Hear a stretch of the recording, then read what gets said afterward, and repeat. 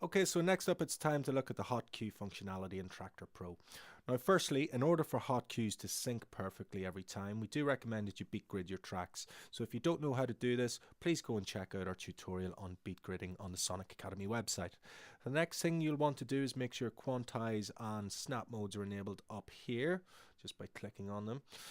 In each deck on Traktor, we can set up to 8 individual hot cues or hot loops, which gives us a total of 32 possible hot cues and loops that we can use when we're in 4-deck mode. So why would you want to use hot cues in the first place? Well, when used creatively, this type of functionality effectively means that you can remix tracks live on the fly, and every time you trigger a hot cue, Traktor will drop it in on time and in sync.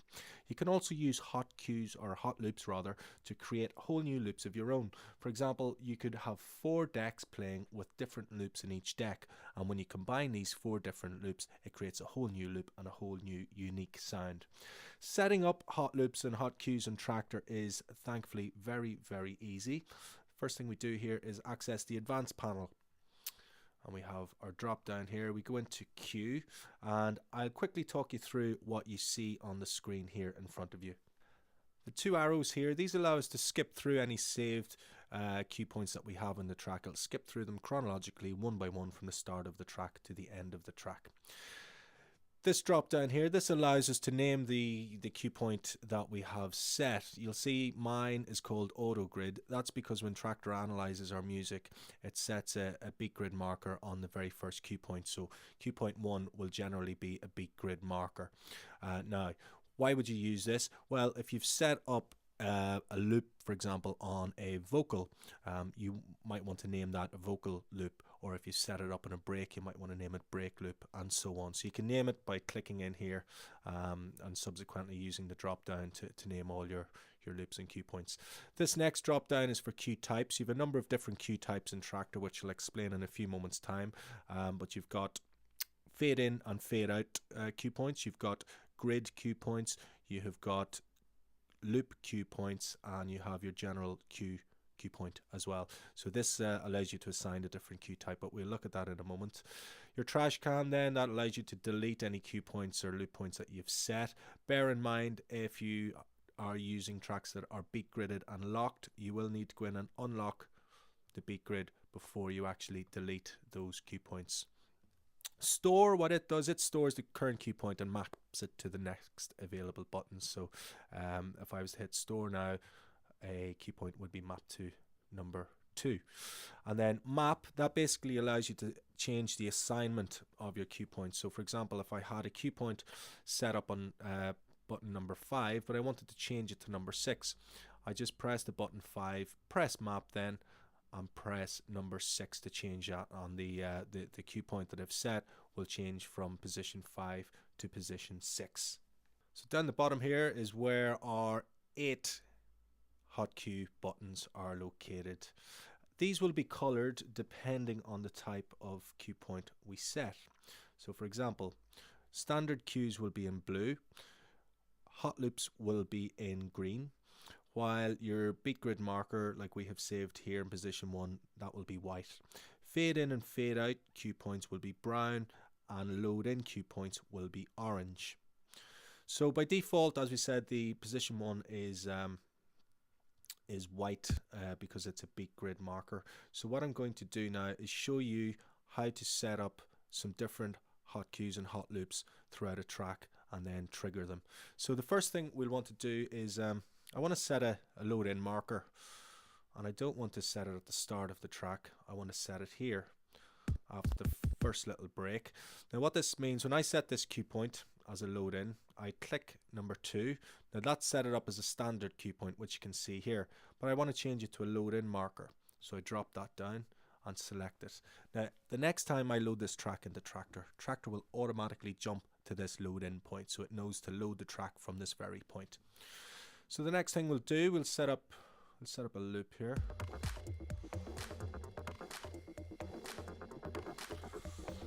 So I've selected a 4-beat loop. Now if you're not sure about looping, do check out our tutorial on looping on the Sonic Academy website. Now to convert that loop into a hot loop point, I just select 3. So that's going to be in position 3. Let's skip in a bit.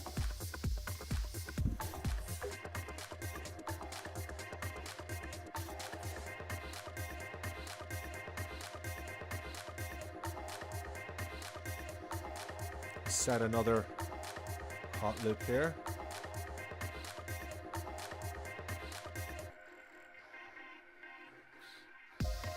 Set a hot cue there.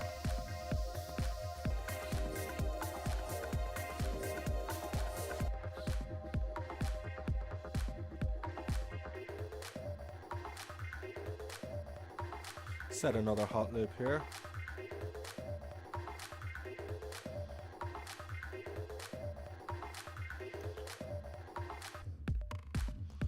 Set another one here. Put that in slot 7. So now that I've set, I still have one space free there, but now that I've set my hot cues and hot loops, to trigger them, you just click on the one that you want.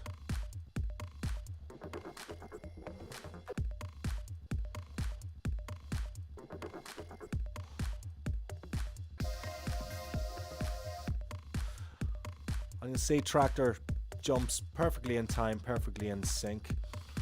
There's another way of actually triggering these, which is by using the keys on your keyboard. Traktor automatically maps each of your hot cues to, on deck A, it will map buttons 1, 2, 3 and 4 on your keyboard. So if I click my keyboard, I'm pressing 2, 3, I'm pressing 4. Now if you want to use 5, 6, 7 and 8, you hold down Shift 1, 2, 3 and 4.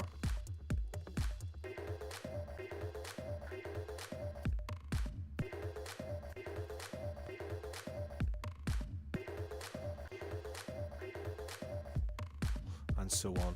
So it's very easy to get loops up and running. We'll have a look now when we press play on this other deck. We'll get loops going on both sides.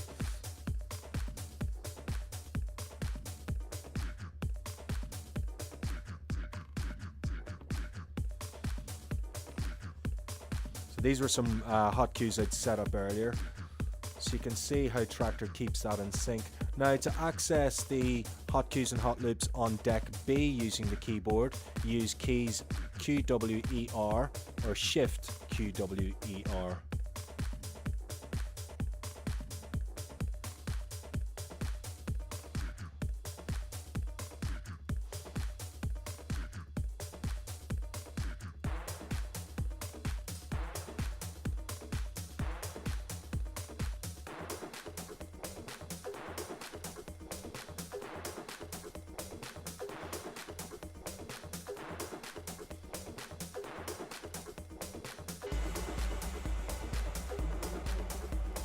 And you can see how tightly Traktor keeps both those tracks synced. And of course, if you're using a MIDI controller like the Control X1, you have access to all these buttons on the controller. So that's effectively how you set up and use hot cues and hot loops in your tracks. You know, it's entirely up to yourself how creative you want to get with it. You know, the possibilities are pretty much endless. So in our next tutorial, we'll give you a look at looping and how that works in Traktor.